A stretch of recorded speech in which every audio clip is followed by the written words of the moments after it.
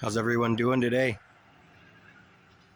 So I wanted to touch base with a couple things and talk about some of my problems here after my accident on 5/16/2008. And I've noticed over the last few years that my stress and anxiety is getting to a level that is almost uncontrollable for me. It's getting really hard to deal with. I'm having trouble with it. And it's something that has just slowly crept up on me. I just all of a sudden I'm like, wow, there's all this anxiety and all this stress and all these stressors. So I wanted to touch base about a couple of these items that really give me a lot of anxiety and a lot of stress. And one of them is just like walking over to my mailbox over there. The traffic's going by here. I live on a rather busy road, and it really puts me back in that moment, in that time frame. I get a little bit of adrenaline. My heart rate is uncontrolled, and these things are really difficult for me to control. I get some breathing issues when I get out there on the side of the shoulder of the road. Obviously my accident, I was pulled over on the side of the road. I was loading equipment at the end of my job. I was standing bent over at my waist, tying down landscaping equipment. So being on the side of the road takes me right back into that moment of what was going on that day in May. And it was very similar to what this is. It was a very beautiful day, real nice and sunny.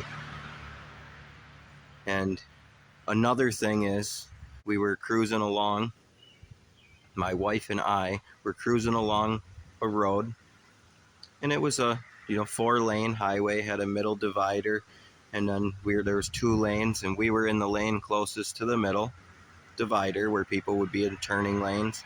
And obviously there was somebody that was intoxicated, and that person happened to swerve over into the center median, into the turning lane, and then continued to drift all the way over, and they hit the car right behind us, and it threw me into such a post-traumatic stress disorder.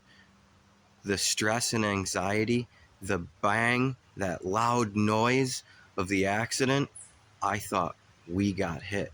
I thought we were hit. I made my wife pull over immediately, and I was freaking out. Oh my God, we got hit. Oh my God, pull over. I felt it. We pulled over, I got out, there wasn't a scratch on our car.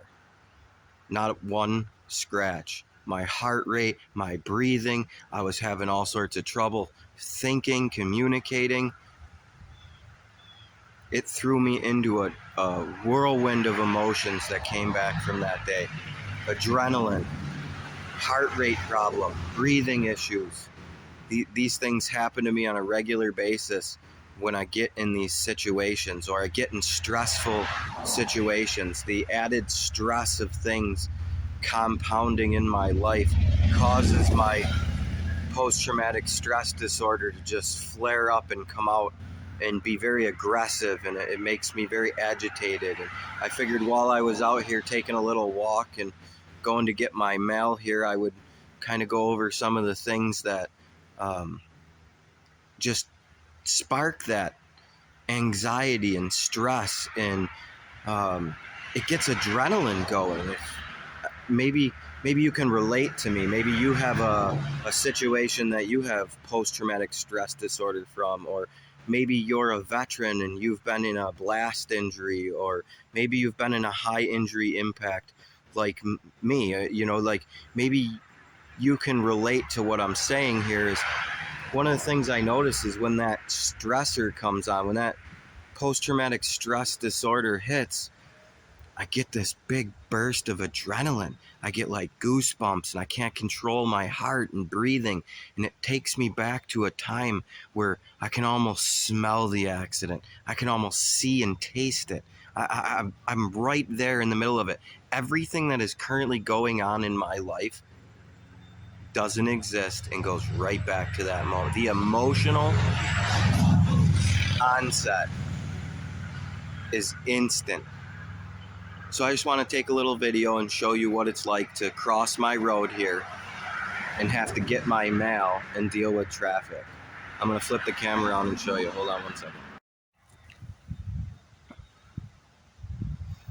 Okay, so now we get to the edge of the road and I try to stop, and you know, you look down a little ways, you're like, oh look, there's a car coming. So I got to try to, you know, watch out, make sure that there's no cars coming both directions. Once again, another car. Very stressful for me to be on the side of the road.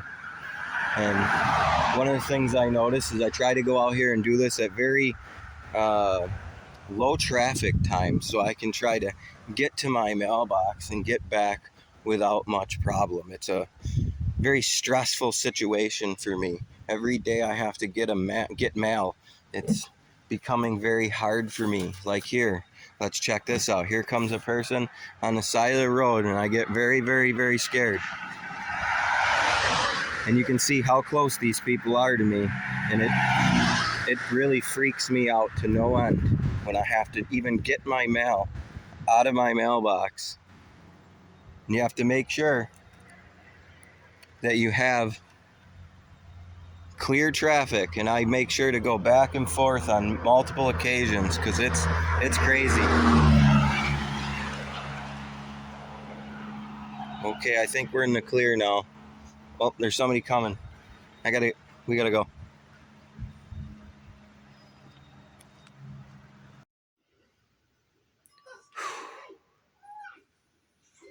Now I sat down for a minute. Like, it becomes a very stressful time for me just to go to my mailbox. So, like, if we break down or if we had to have a change of a tire, like, it's very, very difficult for me. It's hard for me to deal with those sort of things on a daily basis. To most people, just getting your mail, that's not too big of a deal. But for me, it's a very difficult task, and it's hard. It's tough for me to deal with that type of stress for such a simple task. It's like, oh man, you know, that doesn't seem like it would be that hard to run to your mailbox. But as you can see, the traffic is almost nonstop. And it's just like the road that I was on when I was injured. And it's like the same. I hear that in the noise of the cars and shoo, shoo, and it gets me going. It, like I said, it sends my heart rate uncontrolled. My breathing is a little bit off, and you know, I get goosebumps. And like I said, the smells and the tastes of what happened that day in May all start coming back to me. And it's a very stressful time. It's a very hard thing to deal with. It's something I'm learning to deal with. And, you know, my wife and family have been very respectful and helpful and have talked through this whole ordeal and helped me in every fashion they can. It's one of the things that I cannot commend my family enough for, is when I've been disabled, my family has been there for me relentlessly. They have my back. They've picked up every step of the way for over 14 years now. I would say I feel bad, and that's very unfortunate for these people. You know, it's very unfortunate that, hold on. Oh, my back.